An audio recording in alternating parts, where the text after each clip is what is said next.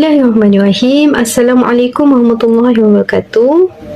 Yang dihormati Ustaz Amir Ashraf bin Rushihi selaku pensyarah bagi hadis tematik dan yang dikasihi rakan-rakan saya sekalian. Kami daripada kumpulan 6 akan membentangkan tajuk berkaitan dengan narsistik. Sebelum itu saya memperkenalkan diri saya.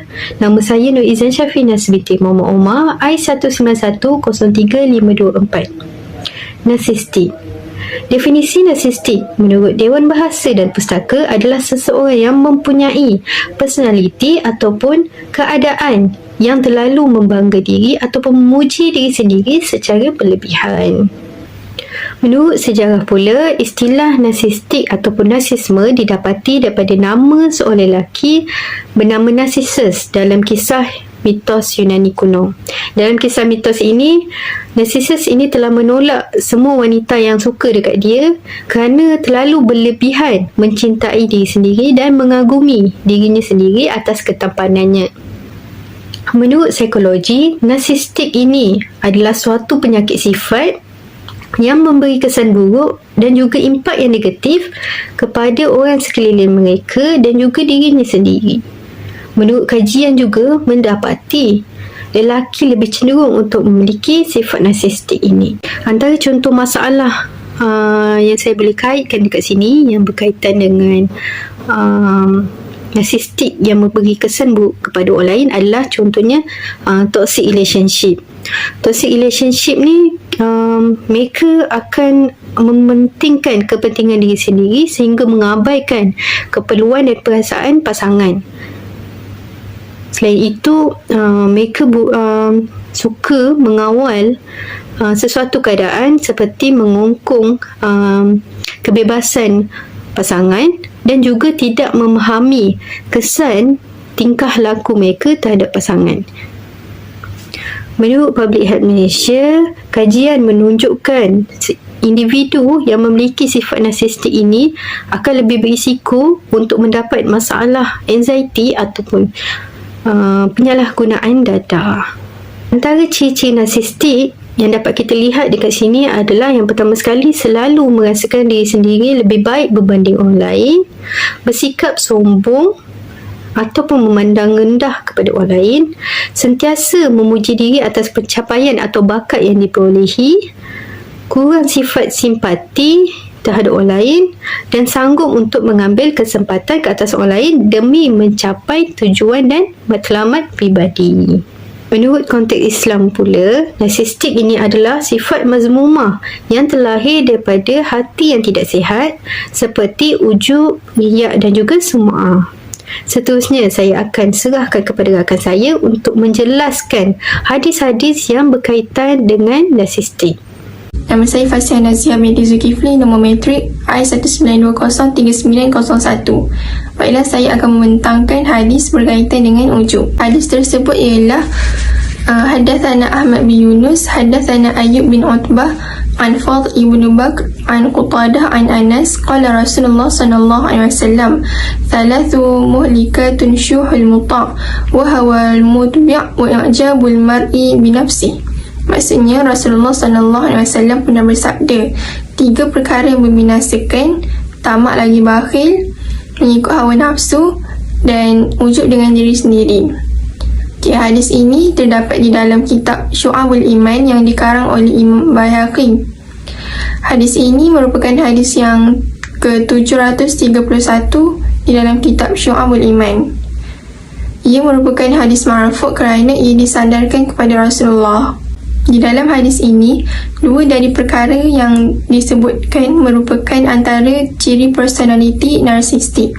Antaranya ialah mengikut hawa nafsu dan juga ujub dengan diri sendiri. Jadi saya akan terangkan tentang ujub. Definisi ujub menurut Abdullah ibn al-Mubarak yang bermaksud engkau melihat di dalam dirimu sesuatu yang tidak ada pada diri orang lain. Maksudnya ujub ni merupakan sifat apabila seseorang itu merasakan dirinya lebih daripada orang lain.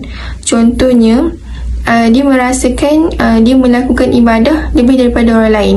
Dia rasa orang lain kurang melakukan ibadah, dia je yang lebih. Jadi ujub ni dia merupakan satu sifat mazmumah Jadi kita kena didik hati kita supaya tidak terjerumus di dalam sifat ujub. Okay, antara cara untuk kita menghindari ujub, yang pertama ialah menyedari bahawa amal soleh yang dilakukan hanya dengan pertolongan Allah. Maksudnya setiap perkara yang berlaku semuanya di bawah kekuasaan Allah. Contohnya, sekiranya seseorang itu melakukan ibadah, maksudnya Allah beri taufik kepada dia untuk melakukan ibadah. Kalau Allah tak bagi taufik kepada dia untuk melakukan ibadah, nescaya dia pun tidak akan melakukan ibadah. Jadi kesimpulannya, semua perkara itu tertakluk kepada keizinan Allah. Okay, yang kedua, menyedari bahawa ujub boleh membinasakan amalan yang dilakukan. Maksudnya, sekiranya seseorang itu dia timbul ujub dalam diri dia, maka amal soleh yang dilakukan olehnya akan terhapus. Jadi benda tu sudah tentu kita tak nak. Jadi kena didik hati supaya tidak ujub dengan diri sendiri. Okay, kemudian yang terakhir, setiap nikmat dan perkara merupakan daripada Allah. Maksudnya kita setiap kelebihan yang ada pada diri kita, kita tidak boleh berbangga kerana semuanya datang daripada Allah. Bila-bila masa je Allah boleh tarik, bila-bila masa je Allah boleh ambil. Baiklah, sekian daripada saya serahkan kepada pembentang seterusnya. Saya Siti Adra binti Muhammad Saini, nombor matrik I19203850. Saya akan meneruskan penerangan mengenai hadis yang kedua berkaitan dengan ciri-ciri narsistik, iaitu riak. Hadis yang kedua. Qala Abdillahi wajadtu hadzal haditha fi kitab Abi bi khattihi haddatsana Ishaq bin Isa haddatsana Abdurrahman bin Abi Zinad an Amru bin Abi Amru an Asim bin Umar bin Qatadah an Mahmud bin Labid qala Rasulullah sallallahu alaihi wasallam inna akhwafa ma akhafu alaikum asyirkul asghar. قالوا يا رسول الله وما الشرك الأصغر قال الرياء إن الله تبارك وتعالى يقول يوم تجازى العباد بأعمالهم اذهبوا إلى الذين كنتم تراءون بأعمالكم في الدنيا فانظروا هل تجدون عندهم جزاء. Hadis riwayat Musnad Ahmad, nombor hadis 22,528. Terjemahan hadis. Berkata Abdullah, aku menemukan hadis ini di dalam kitab ayahku dengan tulisan tangannya. Telah bercerita kepada kami Ishaq bin Isa, telah bercerita kepada kami Abdurrahman bin Abu Az-Zinad dari Amru bin Abu Amru, dari Ashim bin Amru bin Qatadah, dari Mahmud bin Labid, berkata Rasulullah SAW bersabda, sesungguhnya yang paling aku takut akan terjadi dari kalian adalah syirik kecil. Mereka bertanya, apakah itu syirik kecil, wahai Rasulullah SAW? Rasulullah SAW bersabda, itulah riak. Allah Subhanahu wa Ta'ala berfirman kepada mereka pada hari kiamat kelak, pergilah kepada orang yang kamu hendak tunjukkan amalan kamu kepadanya di dunia, dan lihatlah, adakah di sisi mereka itu ganjaran dengan sebab amalan kamu.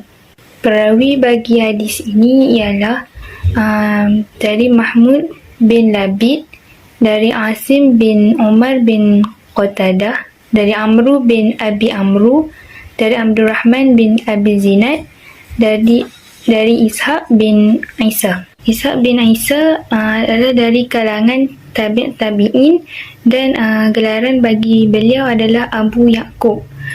Okey, Ishaq bin Isa adalah dari kalangan tabi'in dan gelaran bagi beliau adalah Abu Yaqub.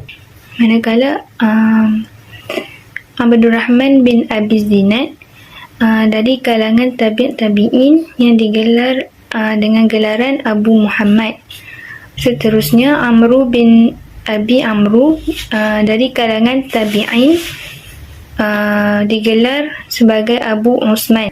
Asim bin Umar bin Qatadah dari kalangan tabi'in digelar Abu Umar, dan sekali Mahmud bin Labid dari kalangan tabi'un atba' diberi gelaran Abu Nuaim.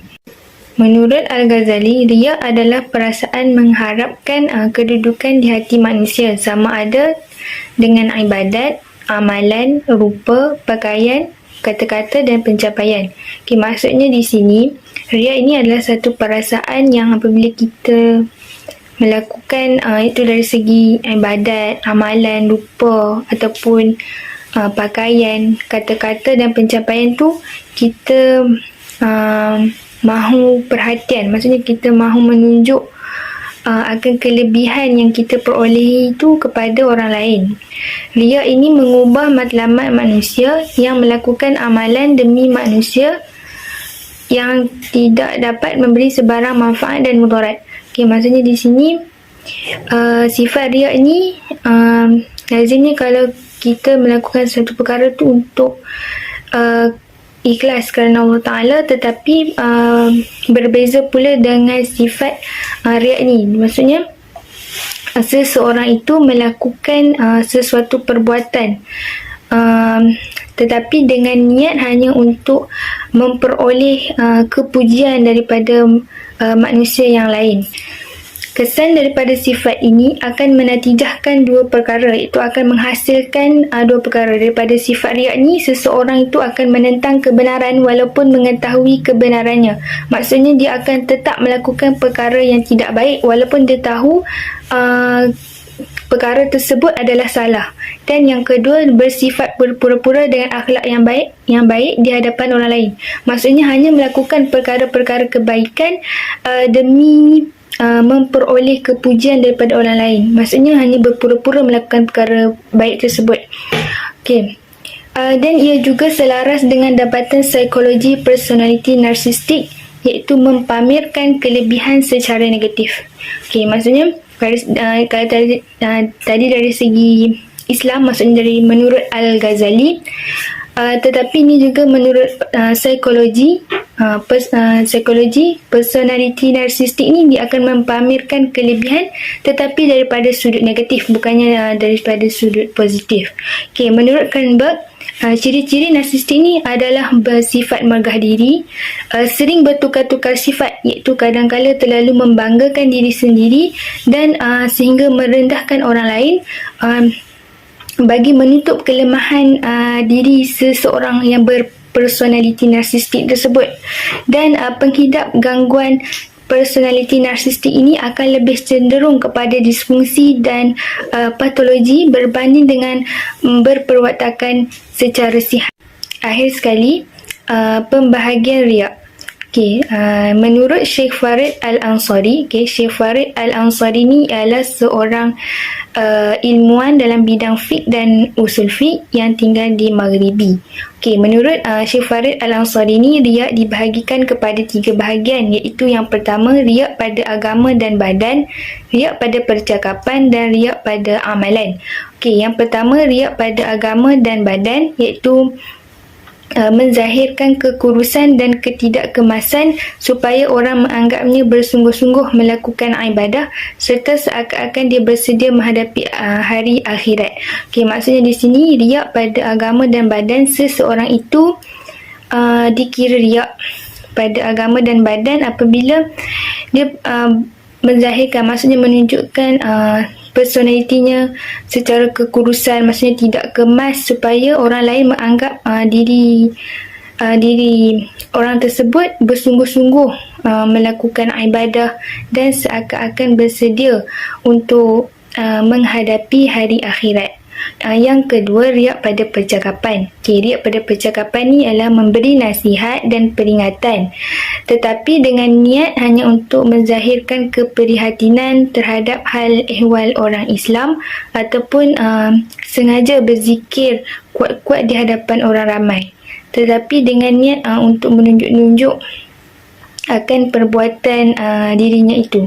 Itu adalah contoh kepada riya pada percakapan. Akhir sekali, riya pada amalan.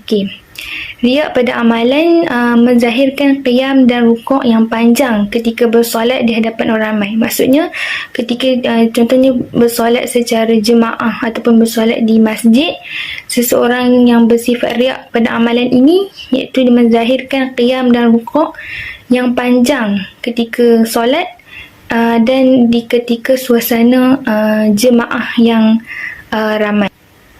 Sekian dari saya mengenai penerangan tentang riak. Saya serahkan kepada pembentang yang seterusnya. Nama saya Maisarah binti Anwar Hamzah, nombor matrik I19203848. Hari ini saya akan membentangkan tentang sum'ah. Okey, sum'ah ni dia bersifat suka dipuji, yang bermaksud setiap amalan kebaikan suka didengar orang dan individu yang suka dengar pujian dari orang akan amalannya agar dirinya disanjung. Contohnya orang yang bersifat narsistik sum'ah ni, yang suka dipuji ni, dia suka orang sebut pasal amalan dia dan kebaikan yang dibuat. Okey, seterusnya di sini ada mengenai hadis sum'ah, hadis riwayat Bukhari. Bismillahirrahmanirrahim. Qala Abu Abdillah haddatsana Ishaq al-Wasati qala haddatsana Khalid anil Juraiji an Tarif Abi Tamimah qala syahidat Safwan wa Junduban wa ashabihi wa huwa yuwasihim faqalu hal sami'ta min Rasulillahi alaihi syai'an qala sami'atuhu yaqulu man sama'a sama'allahu bihi yaumul qiyamah wa may yurai yuraillahu bihi. Okey, yang bermaksud Abu Abdullah berkata Ishaq al-Wasati memberitahu kami, dia berkata Khalid memberitahu kami dari Al-Juraiji dari Tarif Abi Tamimah, dia berkata aku menyaksikan Safwan, Jundub dan para sahabatnya ketika dia menasihati mereka, lalu mereka berkata apakah kamu mendengar sesuatu dari Rasulullah terhadapnya?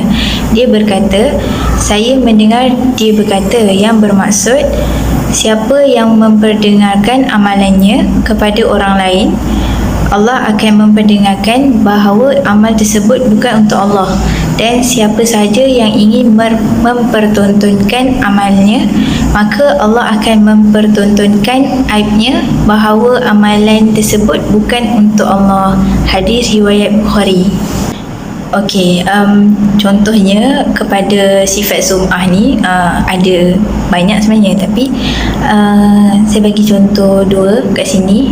Okey, yang pertama menurut Al-Ghazali, asal kepada sifat kesukaan kepada pangkat ini adalah perasaan suka untuk dipuji dan disanjung di samping dapat memenuhi kehendaknya. Contoh dekat ayat ni, dia sejenis orang yang suka orang puji dia sebab dia naik pangkat. Lepas tu dalam masa yang sama dia pun sebenarnya nak pangkat tu, sebab bila dia naik pangkat orang akan puji dia baik, orang akan puji dia rajin. So dia jadi suka bila orang puji dia melambung-lambung, macam tu. Okey, contoh yang kedua, seseorang berkata bahawa ia ikhlas beribadah kerana Allah padahal dalam hatinya tidak demikian. Maka hal ini termasuk riak atau sum'ah dalam niat. Okey, kat ni dia macam nak tunjuk yang dia ni solat, dia ni bersedekah, buat baik. Kat situ dah dikira macam kita ni beribadah tak ikhlas lah, bukan kerana Allah tapi kerana nak orang puji kita. Itu sifat kepada orang yang sum'ah. Ada lagi satu contoh dekat gambar tu, kan ada tulis sum'ah tu. Kat situ dia bagi maksud sum'ah ni adalah bahagia apabila kita mendapat pujian. Tu sifat dia. Okey, dia tulis kat situ dia ni mengharapkan orang ramai puji dia sebab dia bersedekah dekat anak yatim. Dia nak dia berharap dia ni dapat diinterview dan masuk TV. Macam itulah. Ni sifat sum'ah, orang yang suka dipuji. Dia suka orang puji dia melambung-lambung, tapi puji benda baik apa yang dibuat.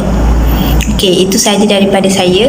Sekian dan akan disambung oleh sahabat saya yang seterusnya. Nama diberi Nur Izzati Ilya binti Ilyas. Nombor bateri I192038863. Baik, terima kasih kepada rakan seperjuangan saya yang tadi. Okey, hadis yang seterusnya ialah sombong. Apa dia? Takabur. Okey, iaitu mempunyai sama makna dengan ta'azum, yang artinya menampakkan keagungan dan kebesarannya dibandingkan orang lain. Baik, hadisnya berbunyi, wa hadatsana Muhammad bin Bashar, hadatsana Abu Daud, hadatsana Syu'bah an Abi Taghlib an Fudail an Ibrahim an Alqamah an Abdullah an Nabi sallallahu alaihi wasallam qala la yadkhulul jannata man kana fi qalbihi misqalu zarratin min kibr. Maksudnya, dia telah menceritakan kepada kami, Muhammad bin Bashar telah menceritakan kepada kami, Abu Daud telah menceritakan kepada kami, Syu'bah dari Aban bin Taghlib, dari Fudair, dari Ibrahim, dari Alqamah, dari Abdullah, dari Nabi SAW. Beliau bersabda, tidak akan masuk syurga orang yang di dalam hatinya terdapat seberat biji dari kesombongan. Hadis riwayat Muslim yang 133. Baik, kita pergi kepada nama kitab dahulu, iaitu kitab iman yang bertajuk Haramnya Takabur dan penjelasannya. Okey, hadis ni terdapat 8 orang perawi. Okey, slide yang pertama ni yang ada sebelah saya ni ada 4 orang perawi. Slide yang seterusnya pula ada 4 lagi nama perawi. Okey, dan dalam slide ni juga ada tahun wafat, tempat wafat, kunyah. Kunyah ni yang tulisan warna merah ni. Okey, kunyah ni nak tahu apa? Kunyah ni ialah nama gelaran bagi setiap nama-nama perawi. Okey, misalnya Abu Bakar merupakan nama gelaran kepada Muhammad bin Bashar.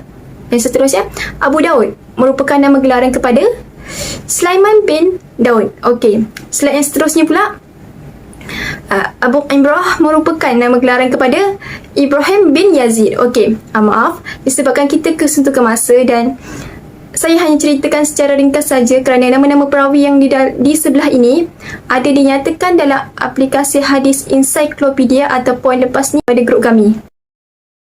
Baik, tarifan ini juga diperoleh daripada ayat Al-Quran surah Al-A'raf surah yang ke-7 ayat yang ke-146. سأصرف عن آياتي الذين يتكبرون في الأرض بغير الحق وإن يروا كل آية لا يؤمنوا بها وإن يروا سبيل الرشد لا يتخذوه سبيلا وإن يروا سبيل الغي يتخذوه سبيلا ذلك بأنهم كذبوا بآياتنا وكانوا عنها غافلين. Maksudnya, aku akan memalingkan orang-orang yang menyombongkan dirinya di muka bumi tanpa alasan yang benar dari tanda-tanda kekuasaanku. Mereka, jika melihat tiap-tiap ayatku, mereka tidak beriman kepadanya. Dan jika mereka melihat jalan yang membawa kepada petunjuk, mereka tidak mahu menempuhnya. Tetapi jika mereka melihat jalan kesesatan, mereka terus menempuhnya. Yang demikian itu adalah kerana mereka mendustakan ayat-ayat kami dan mereka selalu lalai daripadanya. Pembahasan dalam ayat ini, Buya Hamka dalam tafsirnya menyatakan takabur artinya membesarkan diri atau bergadang diri kerana lupa diri dia tu siapa. Okey, selain itu dalam kitab Maraqiq Ubudiyah Syarah Bidayah Al-Hidayah yang dinukilkan oleh Syekh Muhammad Nawawi Al-Bantani yang diterjemahkan oleh Zaid Hussein Al-Hamid menyatakan al-kibru iaitu sombong ialah pandangan hamba kepada dirinya sebagai orang mulia dan pandangannya kepada orang lain dengan penghinaan.